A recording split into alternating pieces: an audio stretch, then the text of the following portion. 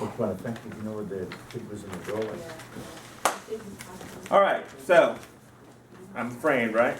I'm all good? Yeah. Yeah. Looking good. All right, so I don't have a marker here. Did anybody watch the videos I put on the page of the lecture from last week? I saw the photo. Photos, yeah, but the videos, yeah. These videos, not just for you, but for other people, yeah? So the aspect is that I can kind of like talk and go really fast. People like Debbie and Rachel can have conversations with one another, which is why they're separated now. And, you know, you won't be able to understand what I'm saying. So the video is for you. That's your education, right? Also, too, is that I'm going to start putting videos on there where you should be looking at the videos before you come, so that way you have questions, right? Especially when it comes down to doing the green screen stuff. You know, I mean, I put some green screen videos on there already. People say where? Go scroll back on the page and you'll find them. The videos that we're going to be talking about today, again, involving editing, they also will be at length on those pages. So we wouldn't be having to look at the whole thing. Because as I said before, the theory is we don't have to spend a half an hour to an hour watching films in a class when you can actually watch them at home, right? So without a marker, just pretend. I put on a page that what I was going to cover in this bit was, you know, reshooting and cutaways, right? And we're going to also look at some clips around that as far as editing, because what you will need to know is as you start to cut your films is that there's a particular style and why people use those styles, right? So, reshooting. Why do people reshoot? They got it wrong. They got it wrong. Does that make them terrible? No. No. Why did they get it wrong? The angles, maybe. Maybe the continuity is wrong. Well, yeah, I mean, continuity is what is wrong. The actor's not doing what he wants. The actor's not doing what they want, maybe because from the other class, the director didn't Brief them. Yeah. communicate. They might have forgot something essential. Exactly. It's not. So, our class, the other class, which is about directing, is that a lot of people go into it, they feel that they're being rushed, right? You're not being rushed. Because if you were actually on a set, you would really know what being rushed feels like. Right? Because you have not just 2 or 4 people, you have a whole team of people. Not just a team of people who are working for you, but a team of people who are paying you to deliver a content that should not have the mistakes that we will be having in our projects. That is why you're being thrown into the deep end, right? So it's about how do I work on my feet? Yeah, how do I land on my feet like a cat? How do I work under pressure? And that is what that is all about. That's why we're being rushed in there. But we actually look at what we do, and then we learn from those mistakes. Okay, so that's the idea. So even the professionals, and I'm pretty sure you've heard of the Gaff Squad, and people say $1 million movies, and they have mistakes in it. Why? It's human. They're human, right? They got a team of 100 people working for them, and somebody missed something. Continuity is the main thing that they miss, right? So you're going to make those mistakes, so we're not going to be chastising you for them. We're just going to actually look at them. So why do we reshoot? So the reshoot pretty much is the benefit of sitting back, watching what you've made, and how can I make that better? With our other class, you don't have that time. But you also should be able to think, you know what, I made this mistake before, and I don't need to make that mistake again, right? So, by learning from it. So, let's go to you, Maria, for example, right? You're in that class, right? You'll see your film, and we talked while you were working on it, right? Yeah. The simplest thing is, Maria had 2 people, a couple in a crisis, the wife leaves, and she exits, right? And so, first time, right, Maria? It was first time, Yeah? Good cameraman, right, Ruben? Yeah? So, even a good cameraman is going to make mistakes. So, like, what happens is that the actress gets up, she walks out of the scene. But, as it is with cameras, right, they're shooting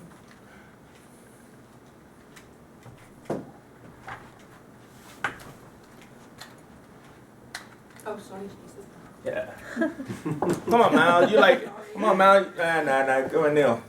I know you don't want to be on camera, but. All right, look at that. Then run there, run. Make sure we can see Neil on here. Sit. So Neil is the partner, right? Who's in a crisis with his partner, who's in front of him, right? And I wasn't there. I mean, I was looking from afar. Were you shooting over her shoulder? Don't know. Come here, Carly. I like getting people to move about. All right, you still got them, Rachel? Yep. Okay, so was she sitting right here? Yes, more or less.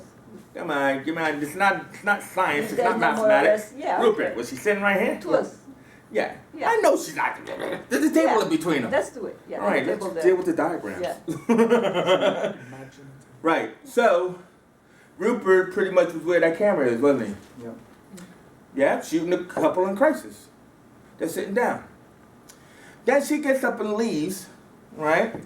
And so the way the cafe is based, right? She walks out that way, doesn't she? So just walk off. All right, you walk through the table. That's nice. Just walk over there. Just walk over there. Yeah. She Now, through the camera, against the camera. and he's looking. Where you going, baby? Where you going? Right? Now, then what happened was that she was supposed to walk out the door. The door is over there, actually. Yeah. Right? So, like, you know, you're gonna be real quick, Carly. Real quick, move lightly. So, here's the door, and she's supposed to just walk out the door. So the cameraman is shooting her walk towards the door. And she's gonna walk through it and slam it, right? Because she's angry. Yeah? Right? Just stay there. Right? So she's angry, right? Now, what happened? What was the problem here that needed a reshoot? If everybody was wondering why am I talking about Maria so badly? Was, okay, Rupert, you did what? He's filmed his her feet. He what? He did a Come here, close Rupert. on his. All right, let's show everybody what you did. We have to see. Rupert's a pretty tall fella. Give him a handheld camera in his hand. All right, you can. So Rupert, as the cameraman, will do what he normally would do, which is to film the girl walking away. Put your hands up. Come on, man. You're not on like the cameraman, right? Okay. Yeah. So you put your hands up like that, didn't you? Mm-hmm. A little bit higher, right? Because you normally would, wouldn't you? You look into the camera, you look over there, right? Your director just said, I'm going to shoot her walking out of there and slam the door, right? That's true, right? Now, Maria got told that, well, Maria, you know, it says small cinema on the door, Yeah. right? And everything like that. You don't want to see that sign. Mm-hmm. So all Maria told Rupert was, don't see that sign. So when Rupert's like this, he goes like this. That's it. Now they shot that other scene first. Yeah? Come back here. Stay with your hand like that. The guy who's supposed to be watching her walk away is right here. A little bit smaller because it's mid-high. Is that mid-high's point of view? No. You might think it doesn't mean anything. You still got the back of Carly or Deborah, who's the actress, right? Is that mid-high's point of view? No. Can you see that, director lady? So, like, the whole point about it is, I saw it, she didn't. So then, when they shot it, then we said, oh, I had to interfere, which I normally don't do. But she would have had a shot where the point of view would not have matched in what we call match cutting, right? Back to why we're talking about this in an editing class. So she would have had a high shot looking down on this lad, looking at her walking away with a sad face, but it won't make any sense to the audience because they'll be like, it'll be like this. To look like a giant, wouldn't It won't be the point of view of the guy sitting at the table. he? No. And your mind will just say, something seems wrong with this. If something is wrong with it, it's whack. You can sit down. Something's wrong with it, it's whack. Now, last bit is, sorry, Rupert. Last bit is that, so back to our fellow in the chair, right? I said, oh, I saw them walking away and I saw them shooting the shot and everything. Then I saw her shooting his reaction shot, right, of her walking away. And then I said to the director, which way did he walk? Well, he walked out. But the shot that you just saw Rupert do, the walk that you just saw Carly do, it's a straight on shot. Too high. Now once he got it down low, so straight on, it doesn't do this. Anybody follow me there? No. What do you mean? It's not an angled shot, like where it's coming from the right side of her walking to the door. It's a straight on shot of her walking to the door. Yeah. If it's supposed to be a POV shot of him watching her walk to the door, Yeah. then it should be a straight on shot Yeah. of him watching her walk to the door. Yeah. Which means, again, Rupert can't stand up like in his tall self to shoot this little kid watching her walk away. It has to be straight on to him looking at the camera. Yeah. For it to be a match cut that makes sense. Which is why every room has 4 walls. You can sit down now. Every room has 4 walls, but what you have to realize is that by the logistics, we don't have to. The door is over there. That is where the door is. But if you're seeing his hand and you wanted to make it look like the door was there, you can do that. That's what I'm trying to talk about with the match cutting. So if you just recognize that my 2 characters are sitting there, and then one's going to walk out or come in from the doorway, which is over there, it's the way I place my cameras. Mm. So that way when you're editing and matching the cut, right, it works. So we had to do a reshoot. So I said, Maria, I think you need to reshoot that guy. She said, oh, okay. Didn't understand why though, right? Did you, Maria? No, I'm just trying to explain. Now you see physically why, right? Yeah. Thank you very much, Neil. Thank you. Now, I just tried to use something that you already are working on, Yeah. right, to just give you an example of why we reshoot. Maria didn't make any mistakes, right? She just didn't know. That's not making a mistake. That is why she's taking a course where she can learn that. Rupert is a professional. He just didn't know, right? What exactly was asked of him. Thrown into the mix, I'll operate the camera for you, and then, I could put his hand in the strap and all that kind of stuff. But, he didn't know. That doesn't mean that he doesn't know how to shoot. That just means he wasn't informed what to do, right? So when we look back at it, if we look back at it on Monday, we would have said all of this to you, right? And it would have been like, oh man, I sure wish I could reshoot that. Well, you did on set that day. But generally, this is a lesson, don't do it again. So now you know what to do now. What do you have to do now, Maria, on your next shoot? Well, I'll have to get the angles right. I'll have to pay attention where, if I have to put different scenes together, Mm-hmm. then I have to make sure they all have continuity. Right. And they're Now, happy. right. Now, a lot of people try to circumvent what she just said by doing a shot list or a storyboard. And this is where the importance of those things are. But you also can have that in your head, right? Which is what I do, but it takes time, right? To understand that, okay, if I'm going to shoot a confrontation between 2 people, I need to make sure that their point of view, if I'm going to be doing that in this scene, because I'm looking at you, looking at me, and we're arguing, obviously I probably would shoot over your shoulder or a mid-shot or a close-up, wouldn't I? That's logic, isn't it? So I need to make sure that if me and you are arguing that we have to be at the same height, which is like if we're sitting down, we would be. So I know that I need to make sure that this camera is shooting you. Now, man, it's killed me I don't have a picture because I love just drawing on the board. This comes back to, when we're talking about masculine, it comes back to left and right framing. I was talking to somebody about this the other day and I forgot who it was. This is very important to that. Everybody understands that this is a square, right? And when people are talking, right, it's like, where do you want the heads? Let's say, so one head is in that screen that's drawn on there, right? And do you want it in the center, to the left, or to the right of that square? The left. What? Is it the left? Say that again. Okay. You got 2 people. See. Yeah. No, I just can't No, one person. One person. It's one square. Yeah. One person's talking, right, to another person, right? So they're going to be talking to another person, which I just said. I'm asking you, where would the head be? If I drew a circle into that square, right? Would it be to the left, to the center, or to the right inside that square? To the right. Left. The middle. Left, right, middle. Would it matter which way you were shooting it? Because like if you, I don't know, I mean like, because obviously if you're shooting over somebody's Yeah. shoulder. Are you doing a you've gotta POV have or them are you in doing one a side, haven't wide you? shot?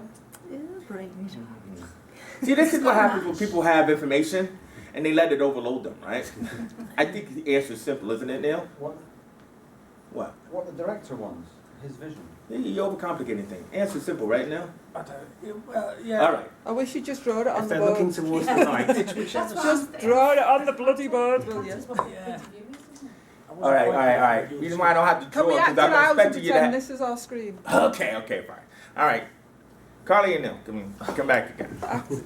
Yeah, I had to use physical people. It's like Just physical pretend that theater. square is the screen. Okay, and then we're Rachel. talking about- Okay, Rachel. I'll do that, Rachel. Next week, bring a pen. It's Jesus next Christ. week, it's the Muppets, just bring handheld Muppets, puppets. I could have did that too. Right. Look at it, holding their head. Camera can't see that, you know, right? Oh, that was nice though. So they're looking at each other, right? But I'm not talking about that. I said that's the overall scene. Yeah, so you just So- want one person. They're facing each other because if I'm filming them looking at each other, Yeah, this is one square, yeah. Yeah, that's another square. Yeah. Okay? We got that? yeah. So, let me come out for a second. So, this is Carly inside that square. Yeah. Yeah, she is. Okay. Now, what will happen is if Carly is angry, Yeah. She turns towards the person that she's she angry doesn't at. turn anywhere. She's inside the square. Oh, I get you, yeah. Do you? Do you really get me? No, I do, yeah. No, Because the camera is the other person. So you're shooting her being angry towards the camera, so she's in the centre. Right. No. Alright, so this is the square, right? Did you give us a wide shot? That's the square? I've got it in the square, This but is I've got it square. on the left-hand side Right. of this square now because I'm trying to work it out with the camera. Right. So, Carly is Like the in blind leading the blind. the left side, Yes. right? Yeah, yeah. Fine, Carly. It's okay. No. Facing the right side, Yeah. Oh, okay. okay? Yeah. He's on the right side then. The camera's on Don't the right jump side. ahead. Sorry. You didn't even know the answer before. That's too much of a straight. Right? So we can see her full face. Yeah. Yes? Yeah. Yeah. So, mid shot, close up, right? Right? The point is, this whole empty space Yeah. is called talking space. Yeah. You wrote these things down. I don't have to write it on the board. This is called talking space. This works a lot better without writing it down there. Go on. Does it? All right, this is called talking space because this is communication. This is for every shot you do. Every shot you do has to have not this much talking space, but has to have space, right, where she's on the left side. Now imagine she's not there for a second. Okay.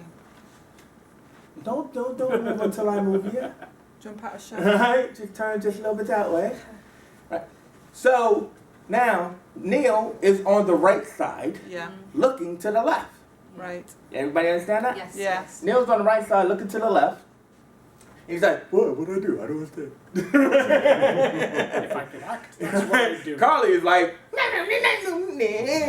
giving that old chicken neck, right? Go ahead, Carly, you know you like that. Right? Now, The camera will be on the there's talking space. on the left. Yeah. Yes, on the left Over side. there. Psychologically, what this does for the audience is they feel like they are watching a conversation. Because the way you will edit this, Yeah.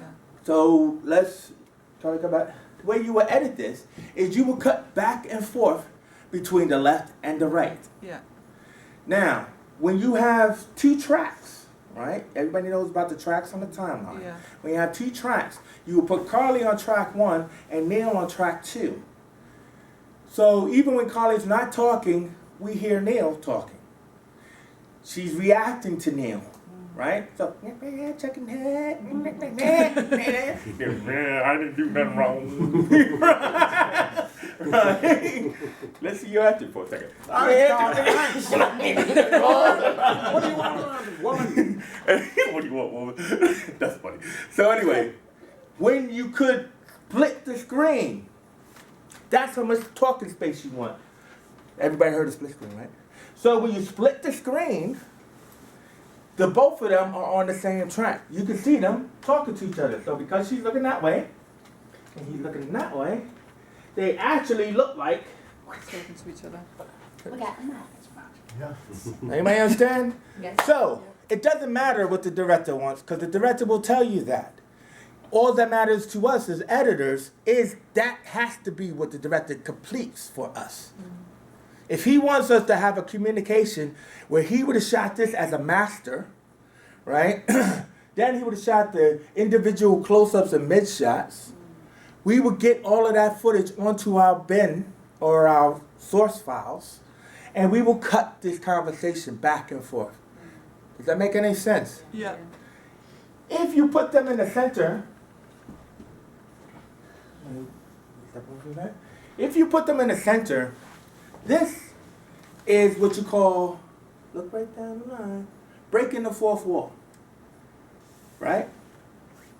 This means that when Neil is like this, I can't believe, yeah, I'll be using that for a second. So when he's like, look, baby, I can't believe it, right? And then she's yelling at me, and then I do this. That's breaking the fourth wall, right? So when I'm dead straight in the center of the scene, I don't have a side, left or right. I'm again breaking the fourth wall because you are the person I'm talking to in the audience. Anybody understand that psychology? Yeah. Yeah. So stop doing it.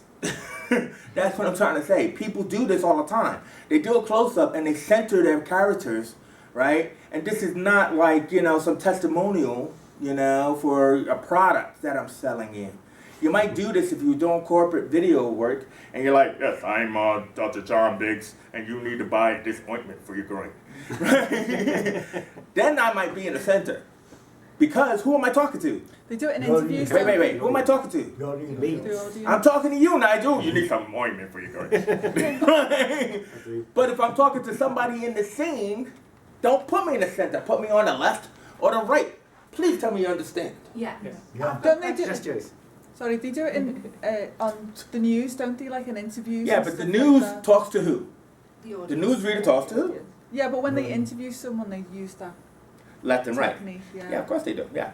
I've got a question about, so obviously what we were talking about in the last course that we did, You when guys you, sit down. when you're shooting over the Thank shoulders. you. Thank you very much.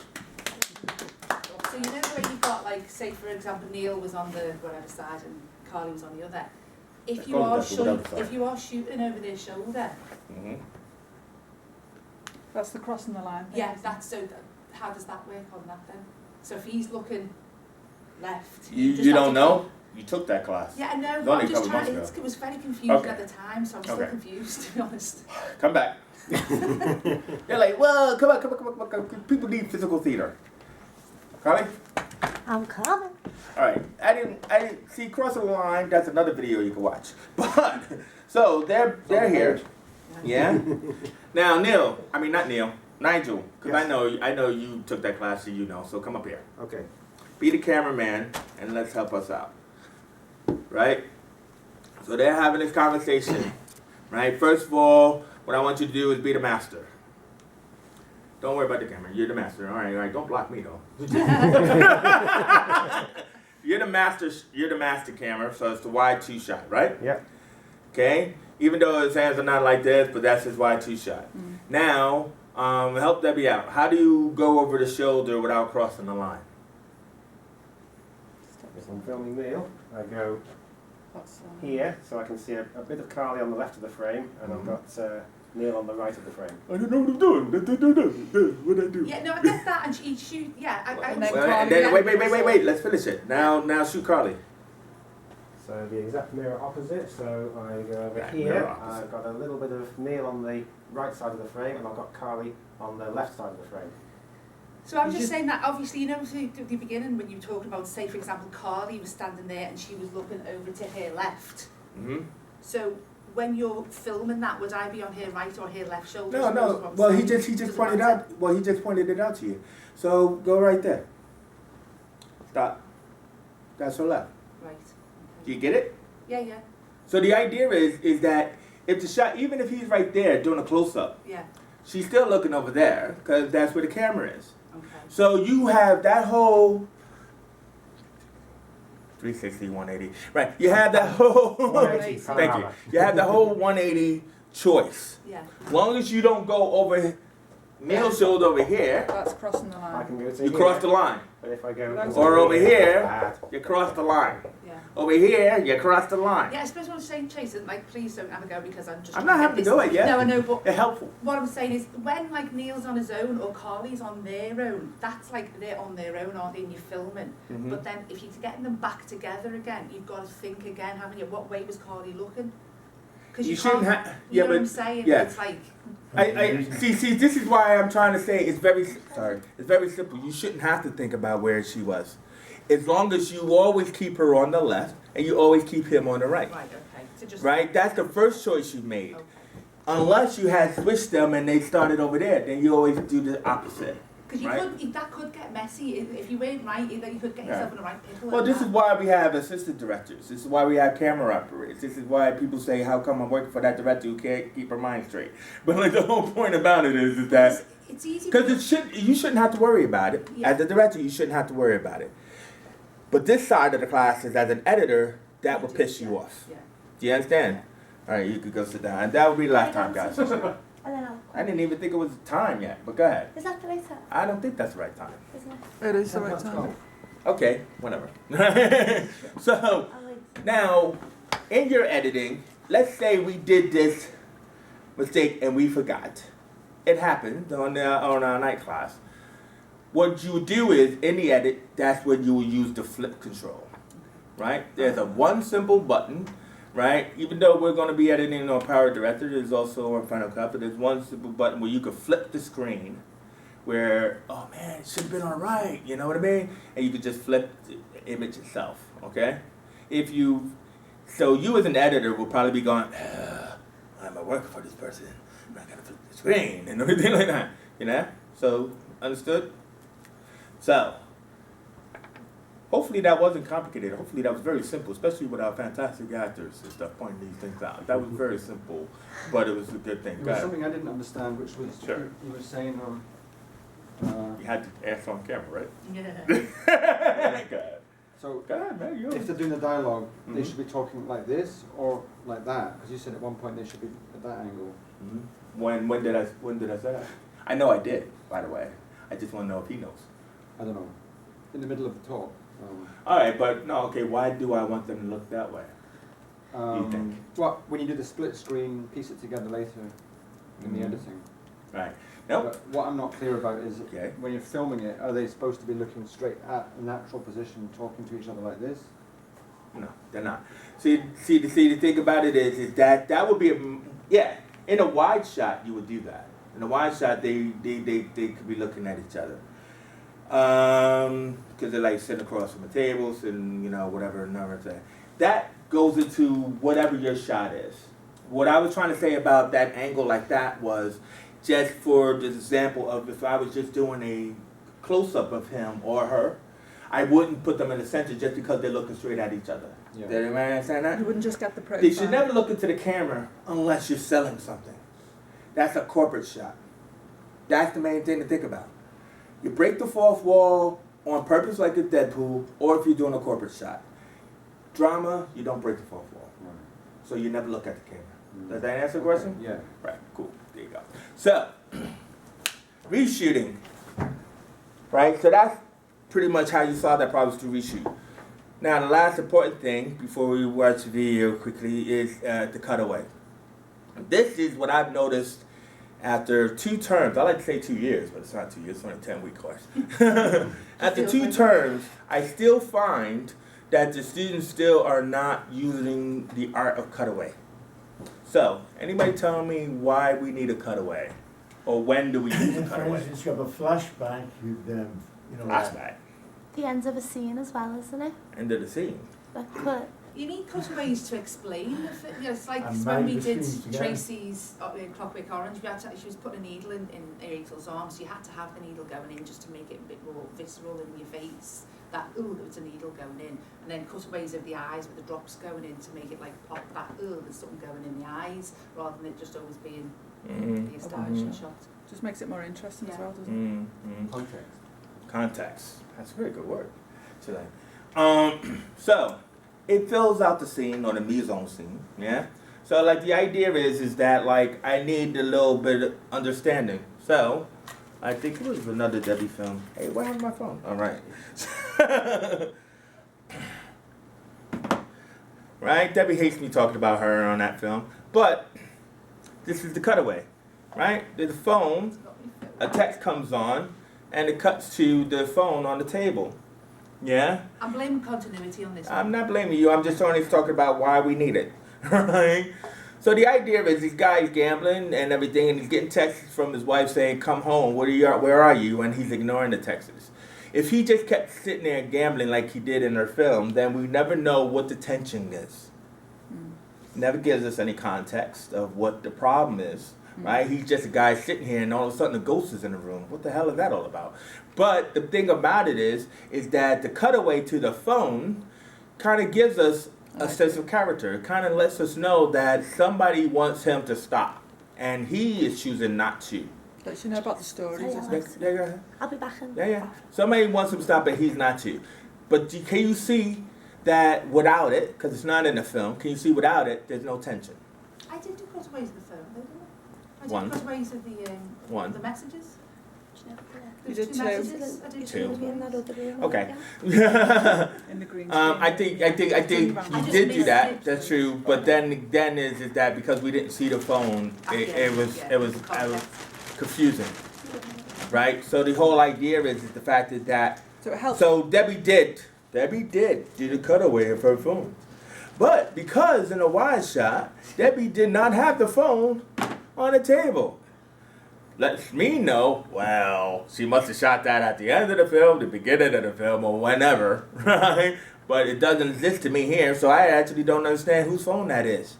Meaning that if it's his phone and that's the character we're focused on, I don't know that's his phone. Right? So it has no, I like that, context. Now that's just a simple one. You know, cutaways also help us describe where we are. It's kind of like it gives us a sense of space. Like if I'm looking out that window, it'd be nice to see what I'm looking out at. There was an I don't want to see the wall of the college across the street though. um, I want to see something else. Sorry, no, I want to see something else. Got are it. you Debbie? Yeah. Yeah, she said something, the keyword establishing shot, which tells you at the beginning where the hell you are, and it's often missing in a lot of amateur films. Yeah, it is. And it tells you where you are. It sets the scene, and a lot of people don't do it. A lot of people, you know, They assume they know you know where they are. they also they don't do it in my class because they actually don't have an established shot to shoot. You know what I mean? But that does not stop them from creating established shot later in the edit. So that doesn't stop them from saying, okay, Chief, so we know that this is in a cafeteria. Can you give me an established shot of the cafeteria? So if I'm not asked, I'm not going to do it. It's already too much work on me. Right? As it would be on you once you start editing. So like that should be a question. As an editor, you know, dude, where's this taking place? Do you need an established shot? So fantastic point, both of you. Yeah? So, but back to the cutaways inside the film. Cutaways inside the film help us to set a scene of where we are, right? It makes the film more interesting. Like if I was just sitting up here, you know, like just talking, that's why like on the video I put text on or something, you know? If I had time, I would put images, you know? It links the scenes as well, doesn't it? Because you can have like, because I remember you saying to me Like a about- chain link fence, it does, yeah. Yeah, because I remember you saying to me about, you know, I missed a shot out and I wanted a close-up of Tracy opening the box in Yeah. the box film, and Yeah. you said, well, you And can you did a reshoot, which, you know, Yeah. you don't get a chance to do. to get it, because it linked, to me in my mind it linked one scene from the other, and it did. So Yeah, it it links, did. Yeah, it keeps yeah, the story flowing, doesn't it? No, it does. It does. And like the thing about it though is that but the main thing is that because it's not dialogue, directors aren't thinking about it. You know, they're kind of like thinking about the dialogue, all right? I got to shoot the dialogue, I got to shoot the scene, I got to get my master shot, I got to get my wide shot, I got to get my close-ups, I got to get my over-the-shoulders. And they're never thinking about, what am I going to cut away to? How can a cutaway save us? Gives you a break. Gives us a break from what? Monotony. Well, it does, but I'm thinking in terms of the acting. How does the cutaway save us? Breathing space. Yeah, breaking the tension. Well, you guys making up words now. In the film I did, right, with Maria and Nigel, yeah, I kept feeding Maria the dialogue, right, and everything. It's okay, because, you know, I mean, I wanted it to be said this particular thing. Too bad I don't have a female voice. I'd be using my voice as a voiceover. But because Maria is like, and then I had to go, okay, do I say this? So the two shot of Maria and Nigel, Nigel's behind her, and Maria's, you know, supposed to be scared and, you know, calculating a little bit, but mainly scared, is that, like, I knew I needed a cutaway, right? Now, I could have cut away to the T chest, nice little T chest, but no T in it. So that's not going to work for me, right? So what I decided to do was cut away to a mid shot of Nigel, right? Which is why we did that next. So we did a mid shot of Nigel reacting to what she was saying, but I made sure that Rupert still had the top of Maria's head, sometimes her eyes, so that way you still get the sense you're in the same space. But that actually was just there for a cutaway. We wouldn't use the whole thing, but it's there so that way I could knit together, and this is why it works in editing and why I'm talking about. I need to knit the dialogue together. So everything that Maria said, despite me telling her what to say, right, I won't be able to cut that if I just had that wide shot, which most probably students would have done. Just do the wide shot. That looks really cool, man. It looks like you cracked the head open. Right? But you know, it doesn't look really cool if, you know, you have to put those cuts in. But if you're cutting to a cutaway of Nigel, which I'm planned on doing, then it feels like it flows, because then now that I hit that bump in Maria's dialogue and I want to pick it up over here, I splice, and I ripple delete it. Everybody understand why I'm talking about these topics? Because they're editing. Right? I'm not talking about them because they're mistakes people make. I'm talking about them because they are how you need to think. What am I going to do with this scene? Because an editor is a salvager. Right? I get a stockpile of footage, like I get every class. Get a stockpile of footage, and then I had to go through the footage, and then I had to cut, splice, move, thing, hey, that was over there, then over here. And so when I'm grabbing shots from any other place, right, it has to make sense in the logic or the context in that edit. Anybody follow that? Right. So basically, it's a saving grace. It's a way of cutting the dialogue without cutting the picture. And that's what cutaway is. Cutting the dialogue without cutting the picture. Right? That's the track. Supposed to be that's the track of the picture. This is the dialogue. Does that make any sense now? Yeah.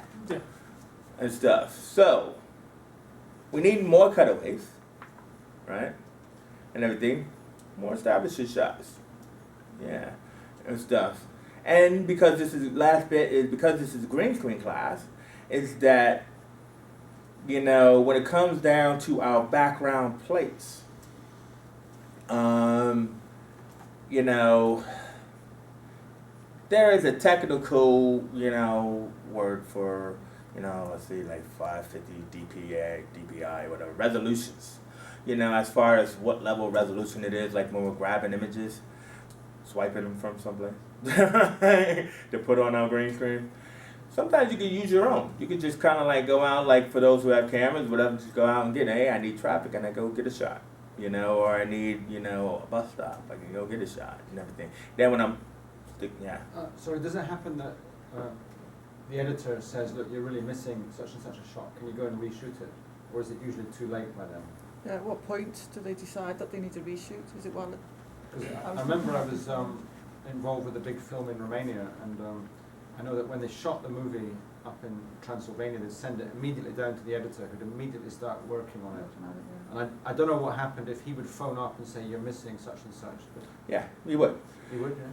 The terminology used to be called dailies, right? For those who remember old film, right? When you have money and you have the ability to do so, you shoot the film of the day, send it to processing, and send that to the editor, and the editor looks at it and looks for any mistakes. Oh, right. That's their job, is to contact the team back because they're still on location and say, hey, oh man, can you get this shot? Can you get that wild track? Like what we talked about last week about wild tracking. You know, look, all I really need is a close-up of a hand picking up something. That's a lot of saving grace. You know, you'll be amazed at how many films do that and how it just so saves the picture because you don't have to do rough cuts, hard cuts between scenes. You know, like somebody just walking down the street and they're cutting to the feet. You know, you could do that. It's not like I was looking at he had Dolce & Gabbana shoes. I don't know who that is. You know what I mean? But you can do that. Cut to a hand opening a door. There's a lot of even big films. Like especially horror films. You could just say, hey, I need this scene to feel creepier. And what I want is a longer take of something, like an empty hallway, lights flickering, Wouldn't cost you loads of money to get the actors all back in again then, would it? You could just It fake would. it. Technically, it would. But you wouldn't have to use the actors though, because if you just wanted a shot of the feet, you could just use any old person. Now you're thinking like an editor. So this is what they call it's like ADR, right? Which is like in your additional dialogue replacement.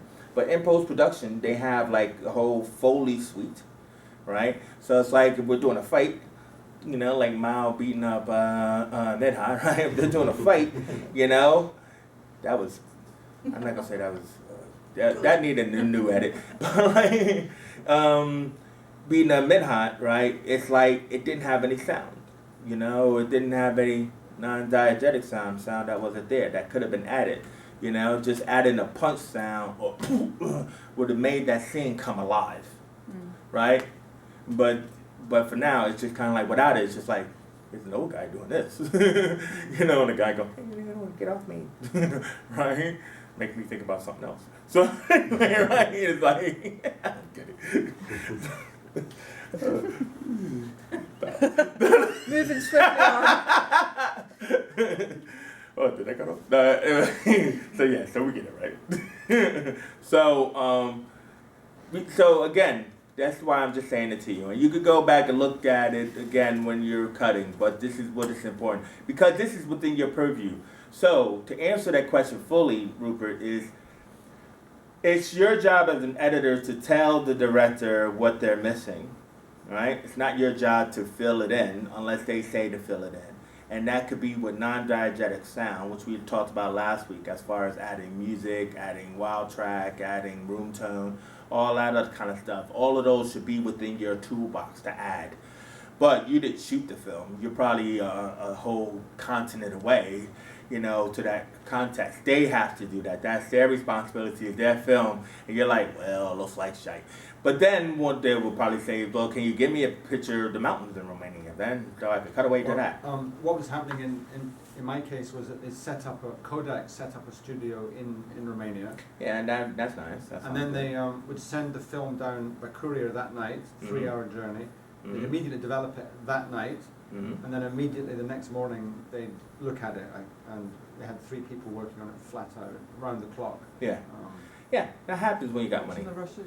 Yeah, the rushes, yeah. And obviously, what I didn't realise was that they'd be looking for missing bits. Yeah.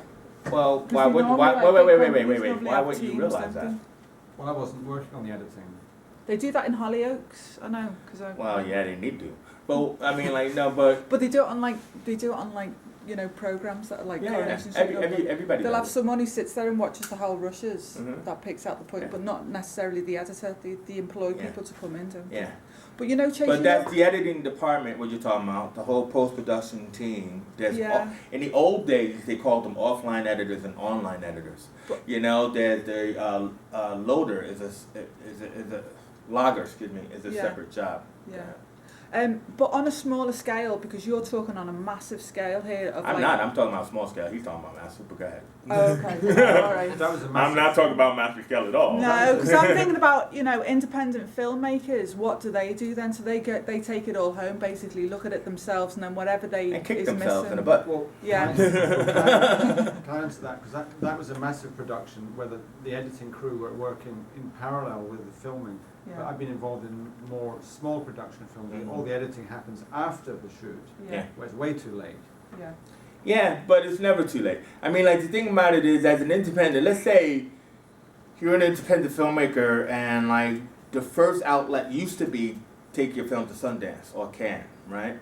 So what it is that if you got the money to go to Sundance or Cannes or to the market, as they say, somebody has to look at your film, even with all of its mistakes, all of its needing to fix the sound and everything, and say, you know what, there is something about the vision of this director, right, that, you know, I believe in this film. So then what they do is they create what they call like a negative pickup, yeah? And, well, that's not just all they call that, but mainly is that when somebody would buy your film, they fix it. You know, they wouldn't buy your film as is. I mean, Robert Rodriguez, and I was going to show you a clip of that, but I'll put it on a page. Robert Rodriguez, he does 10-minute film schools, and he's pretty much one of the, well, I don't know who's out now, but his whole film was like totally raw in its concept, and Suzanne DePass from Columbia, I think it was, bought it because there was something about this kid's imagination and everything else like that. And what they did was they released his film, El Mariachi, in its raw form. And, you know, with all its cuts and all that kind of stuff. But then what they said, dude, you know, do yourself a service. We'll give you, like, you know, millions of dollars. Remake it. And that's how we get Antonio Banderas in Desperado. To be truthful, it wasn't any better than El Mariachi, but it didn't have the problems that El Mariachi had. That was a terrible film.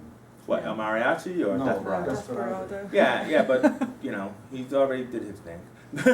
Got his money, got his company. I mean, you know, hey, gotta give him, right? What I'm just trying to say is, El Mariachi was better in its original form, but I'm just only saying is that most people who buy your film and market will fix it in post-production and everything. So that means like they'll be able to go in and do all the tricks that I'm talking about right now, you know, as well as finding some of those actors maybe if you need them and everything and fix your film. So when a film generally gets to the cinema, it has no mistakes, which is why it's funny that we have all these continuity gaps, mistakes in films that cost millions of dollars when they have all that money to pay for it. Can't understand why they make mistakes. But if they can, why can't you? That's my point. Oh, yeah. There's a whole Right. program dedicated to those bloopers, isn't Well, there? yeah, exactly. But my point is, if they can make the mistakes with all the money and the people and the team they have, you completed a film and you need to acknowledge that, right? If you made a film that has a beginning, middle, and end and a story that grips emotionally, acknowledge that. I don't care if you shot it on a phone or a Lumix or whatever it is that your camera is. Right? The whole point is acknowledge what you're trying to do. And people will see that if you are passionate about your film in the first place. They will see it. When you're selling it to them, they'll see it.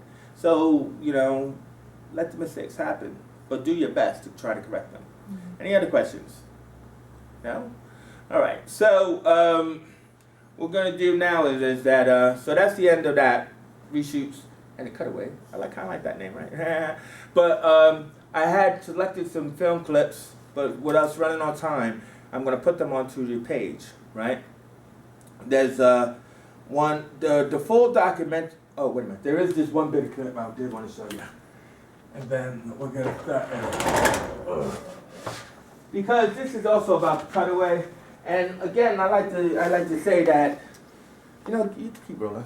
I like to say that these theories that I have, I worked in the business like I don't know how long, 20 some odd years, is that I watch this stuff all the time, right? I'm never too good to not watch these kind of films and information. This is from the documentary The Cutting Edge, which is a fantastic editing documentary. But this particular clip is about The Cutaway. And I always thought it was Sergei Eisenstein, but it's some other guy that talks about it. But you can watch it, you can see why I think it's important. It's only a few minutes.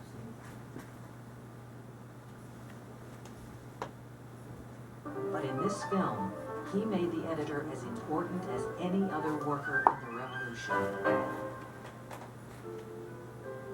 The theoretician Lev Kuleshov also experimented Lev with film Kuleshov. editing.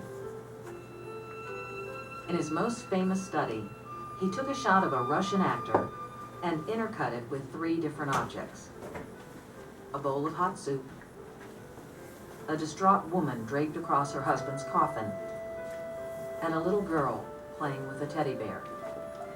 When audiences saw the film, they raved about the actor's performance. How hungrily he looked at the soup. How sorrowfully he gazed at the woman. And how tenderly he watched the little girl. But actually, it was the same expression each time. Now, this demonstrates the power of juxtaposition, the power of montage, by taking one shot and another shot to give it a third meaning.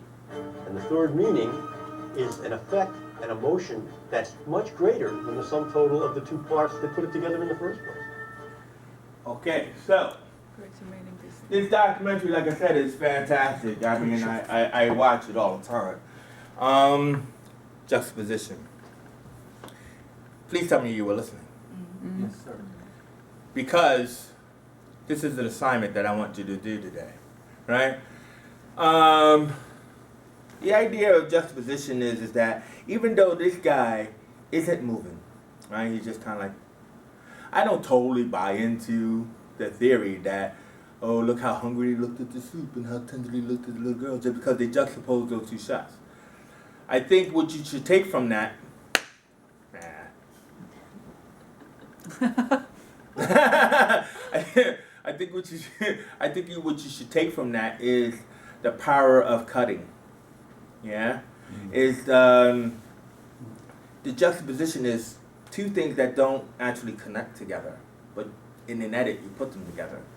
So a lot of editing will be like, you know, if I'm lifting weights and you got a mid shot or a wide shot of me lifting weights, you cut to what?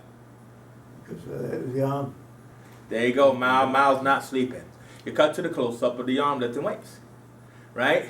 Now, if I wanted to show that, man, this fucking hurts, what am I gonna cut to?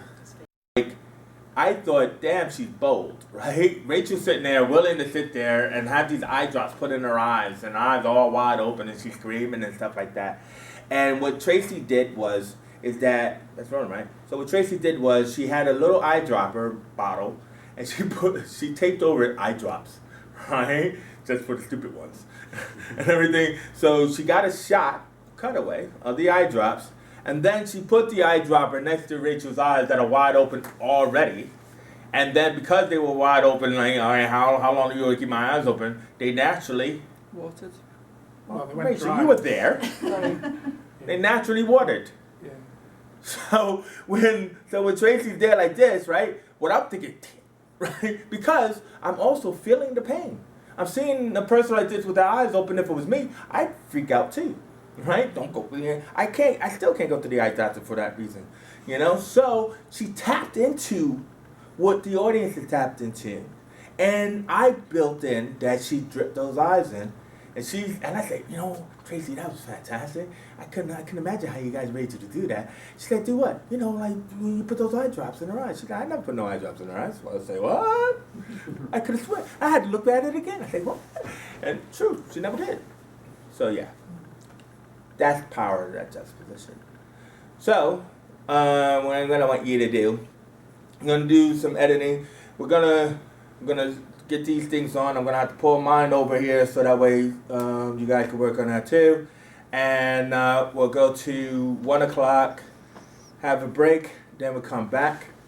But while you are editing, looking at editing and all that other kind of stuff, in your mind think about, because we go to the green screen room, and so in your mind I want you to think about what kind of juxtaposed shots could I do and everything, because then you would take that back to be something that you can edit, right? Does that make any sense? Mhm. Okay, so I'm gonna stop that. What time do we finish Stop that. today?